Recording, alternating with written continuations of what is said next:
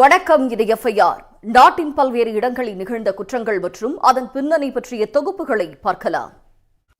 3000க்கும் மேற்பட்டவர்களிடம் பணத்தை இரட்டிப்பாக்கி தருவதாக கூறி 300 கோடி ரூபாய் சுருட்டிய வழக்கில் கைதான நபர் தாவிக நிதியமைச்சர் செங்கோட்டையன் முன்னிலையில் தாவிகாவில் இணைந்து கொண்ட வீடியோ சமூக வலைதளத்தில் வைரலாகி வருகிறது.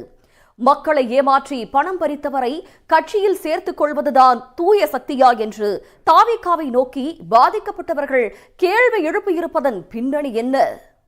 நெல்லையில் வாட்ஸ்அப் குழு அமைத்து லாட்டரி விற்பனை செய்து வந்த ஏஜெண்டை போலீசார் கைது செய்துள்ளனர். பலரின் உயிரையும் குடும்பத்தையும் சீரழித்த லாட்டரி விற்பனை தமிழ்நாட்டில் மீண்டும் தலை தூக்கியிருப்பதாக எழுந்திருக்கும் குற்றச்சாட்டின் பின்னணி என்ன? திருவாரூர் மாவட்ட முத்துப்பேட்டையில் தனியார் தொலைக்காட்சி செய்தியாளரை கஞ்சா கும்பல் வீடு புகுந்து பாட்டிலால் சரமாரியாக குத்தியுள்ளது.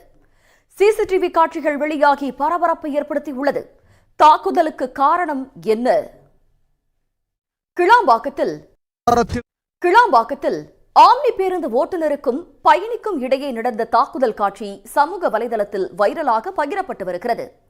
பேருந்து நிலையத்தில் போதிய அளவு போலீஸ் பாதுகாப்பு இல்லாததே இந்த கொடூர தாக்குதலுக்கு காரணம் என்று பயணிகள் எழுப்பியிருக்கும் குற்றச்சாட்டின் பின்னணி என்ன? அந்தியூரில் பள்ளி மாணவி தற்கொலை செய்து கொண்ட சம்பவத்தில் இன்ஸ்டாகிராமில் பழகி மிரட்டல் விடுத்த கல்லூரி மாணவரை போலீசார் கைது செய்திருக்கிறார்கள். 4 மாத இன்ஸ்டாகிராம் காதல் ஒரு உயிரை பறித்தது எப்படி? இத்துடன் எஃப்ஐஆர் நிறைவு பெறுகிறது. நன்றி, வணக்கம்.